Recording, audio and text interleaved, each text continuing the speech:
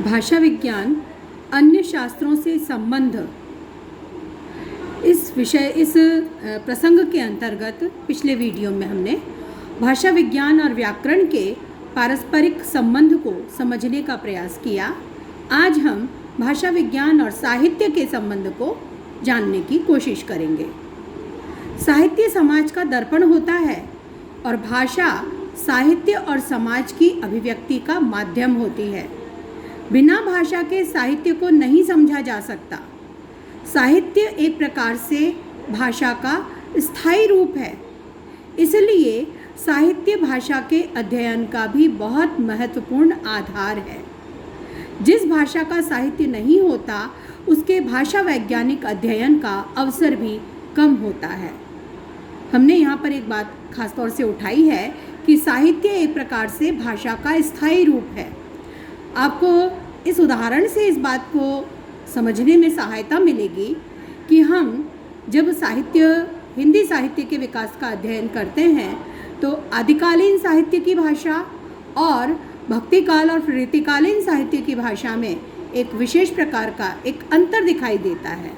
उनके शब्दों में, शब्द प्रयोग में, भाषा के स्वरूप में एक अंतर दिखाई देता है। हम पृथ्वीराज रासो की भाषा देखें और फिर हम भक्तिकालीन साहित्य की भाषा देखें तो दोनों में एक अंतर को हम देख सकते हैं और इसके माध्यम से भाषा के विकास को हम जान सकते हैं।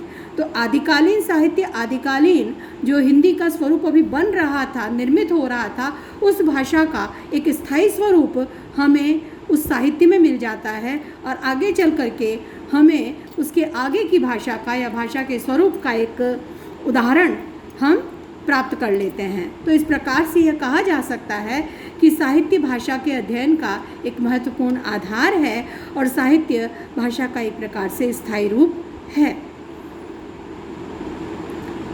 तो जिस भाषा का साहित्य नहीं होता है, उसकी भाषा वैज्ञानिक अध्ययन का अवसर भी इसलिए कम मिल पाता है।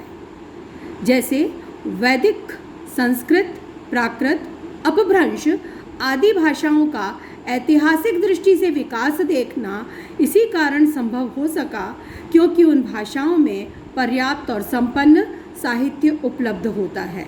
यदि इन भाषाओं का साहित्य नहीं होता तो इन भाषाओं के स्वरूप की जानकारी भी हमें नहीं मिल पाती। इन भाषाओं के स्वरूप का भाषा वैज्ञानिक अध्ययन भी शायद नहीं हो पाता।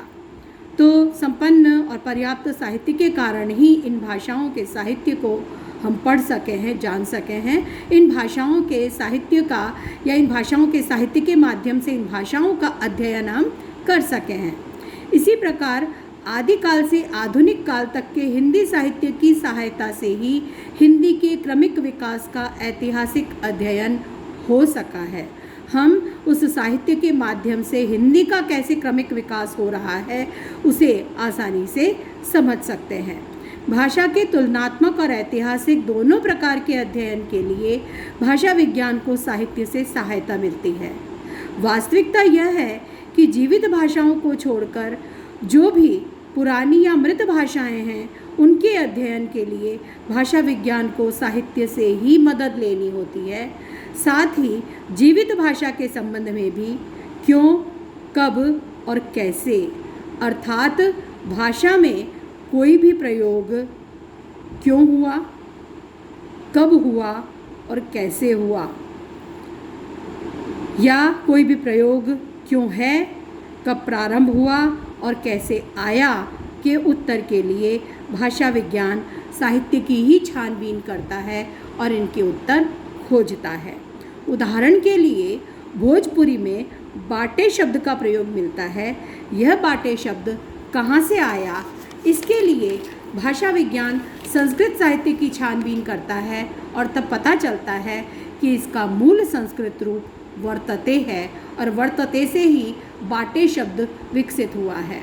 इसी प्रकार बुंदेलखंड में प्रचलित शरारत में कहा गया कथन ओना मासी धम बाप पढ़न हम, तो वहाँ के जो बालक हैं शरारत में इस प्रकार की पंक्ति कहते हुए दिखाई दिए कि ओना मासी धम बाप पढ़न हम, तो सुनकर भाषा विज्ञान ने इसकी शोध प्रारंभ की कि ये वाक्य आखिर आया तो कहाँ से आया।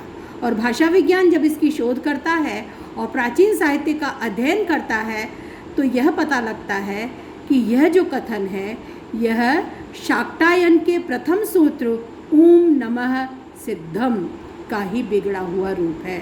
ओम नमः सिद्धम जो कहा जाता था उसी की नकल पर, उसी की तर्ज पर वहाँ शरारत में कहा जाने लगा ओ नामा सीधम बाप पढ़न हम।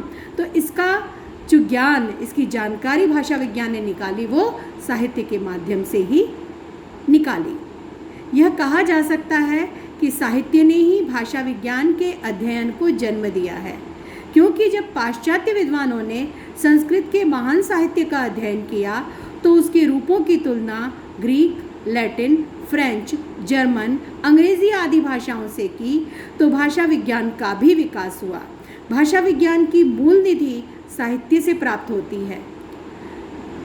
साहित्यान्वेषण से ही पता चलता है कि लैटिन, ग्रीक, संस्कृत, जर्मन, ईरानी, अवेस्ता आदि भाषाओं का मूल स्रोत एक ही है और ये सभी एक ही परिवार की भाषाएं हैं। साहित्य से ही भाषा विज्ञान को ध्वन्यात्मक परिवर्तन के अध्ययन के लिए सामग्री प्राप्त होती है। इसी के अनुसार ध्वनियों का उद्भव, विकास और लोप देखा जा सकता है। रूप भेद, अर्थ भेद और प्रयोग भेद को भी साहित्य के माध्यम से ही समझा जा सकता है। पाठालोचन में भी भाषा विज्ञान से साहित्य और साहित्य से भाषा विज्ञान को सहायता मिलती है। डॉक्टर वासुदेव शरण अग्रवाल ने भाषा विज्ञान के सिद्धांतों के आधार पर जायसीकृत पद्मावत के बहुत से शब्दों को उनके मूल रूपों से जोड़कर उनके अर्थों को स्पष्ट किया है। साथ ही प्राचीन साहित्य के शुद्ध पाठ निर्धारण में भाषा विज्ञान से सहायता मिलती है।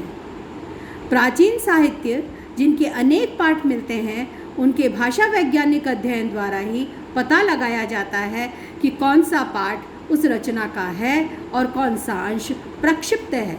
यहाँ तक कि कौन सा पाठ उस लेखक द्वारा रचित है और कौन सा उसकी रचना नहीं है, इसका पता भाषा वैज्ञानिक अध्ययन द्वारा लगाया जा सकता है।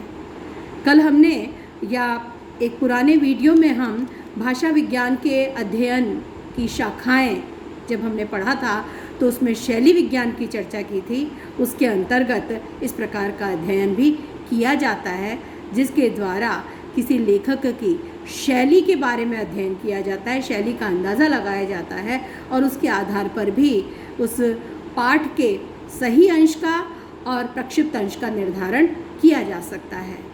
प्राचीन साहित्य में बहुत से शब्द ऐसे मिलते हैं जिनका अर्थ आसानी से समझ नहीं आता।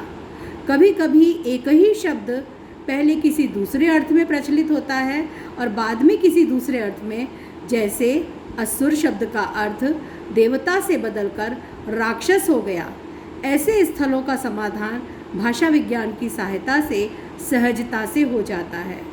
भाषा विज्ञान ध्वनि परिवर्तन और अर्थ परिवर्तन के कारणों को स्पष्ट कर संदेह का निवारण कर देता है।